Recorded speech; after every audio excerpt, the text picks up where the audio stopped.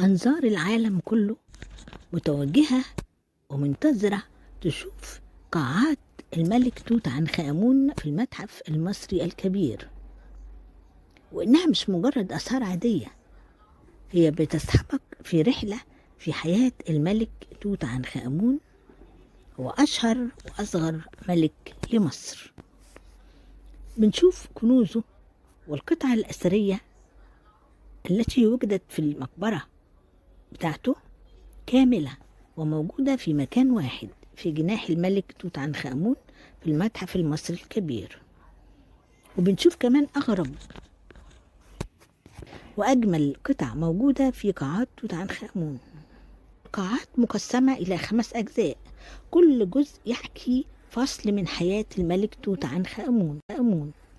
والأقسام هي الاكتشاف، أسلوب الحياة، البعث، الهوية، الجنازة، والتحنيط.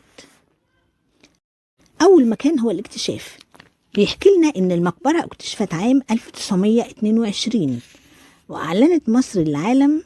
اللي اكتشف المقبرة طفل مصري اسمه حسين عبد الرسول، كان بيشتغل مع البعثة اللي اكتشفت المقبرة، وهو كان بيجيب مية للعمال، وكان في ايده جرة مية حطها على الرمل، عملت صوت غريب.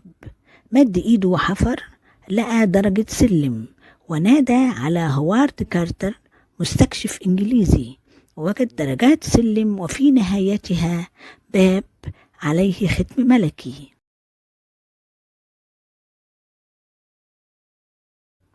شال الأختام ودخل المقبرة، كانت كاملة زي ما قفلوها أجدادنا من 3000 سنة.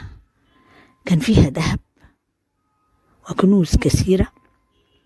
ولما فتح تابوت الملك توت عنخ آمون وجد القناع الذهبي. بعد كده هندخل جزء تاني، وهو أسلوب الحياة. بنشوف كل الحاجات اللي كان الملك توت عنخ آمون بيستخدمها بنفسه. بنشوف كمان كرسي العرش والسراير الذهبية والمجوهرات الخاصة بيه والصنادل والعصيان الملكية والعربات الحربية اللي كان بيستخدمها.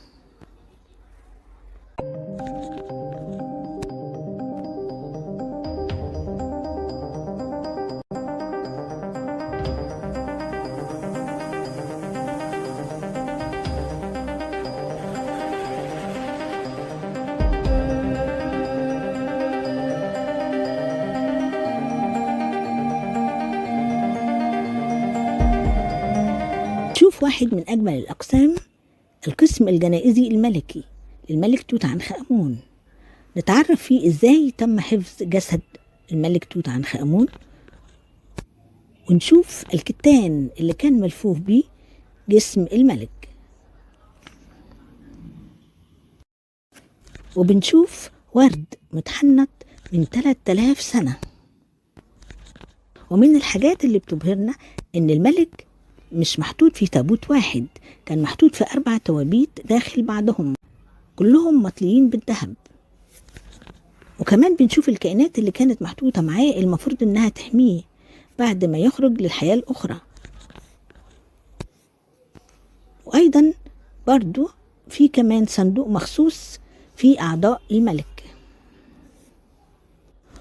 وأيضا في كمان جزء هام جدا، هو مكان القناع الذهبي، ويعتبر أغلى قطعة أثرية في العالم.